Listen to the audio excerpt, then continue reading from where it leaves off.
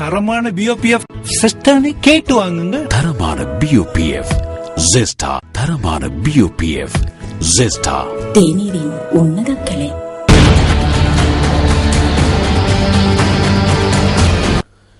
KPM தமிழினியும் வடமாகாண சபை தேர்தலில் போட்டியிடப் போவதில்லை என தயா மாஸ்டர் என்று அழைக்கப்படும் வேலாயுதம் தயாநிதி குறிப்பிட்டுள்ளார்.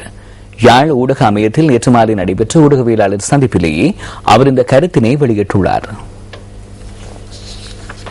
தங்களை போன்ற சக போராளிகளான கேபி மற்றும் தமிழினி ஆகியோரும் இணைந்து அரசியலில் போட்டியிடுவதாக கூறப்பட்டது. அதாவது தாங்கள் போராளிகள் நலன்களுக்காக கொடுப்பதற்காகத்தான் சொந்த கட்சியில் இணைந்து போட்டியிடுவதாக கூறியிருக்கின்றனர்.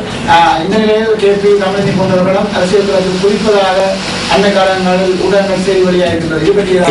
நீங்கள் பழைய செய்திகளை சொல்லிக் கொண்டிருக்கிறீர்கள். புது செய்தி வந்தெடுத்து அவர்கள் தரும் கண்டஸ் பண்ண இல்லை என்று சொல்லி, ஆனால் அவர்கள் இக்கட்டத்திலேயும் சொல்ல இல்லையே நாங்கள் போட்டியிடுறோம் என்று.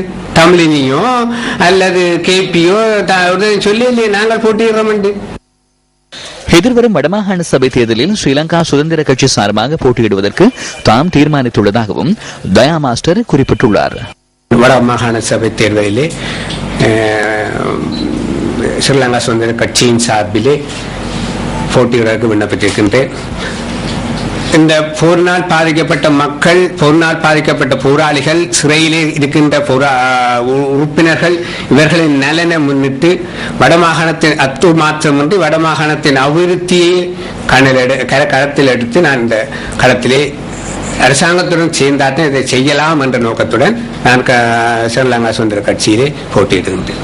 நாங்கள் அரசாங்கத்தை செய்யுங்கோ என்று சொல்ல வேண்டிய ஒரு அதிகாரத்தை பெற்றுவிட்டேன் என்றால் அதை செய்யுங்கோ, இணங்கி போறதில்லை. நாங்கள் அரசாங்கத்தை இணங்குகின்ற நடவடிக்கையில தான் நாங்கள் இணங்கி செய்து அவர்கள் விடுதலை செய்ய வேண்டும்.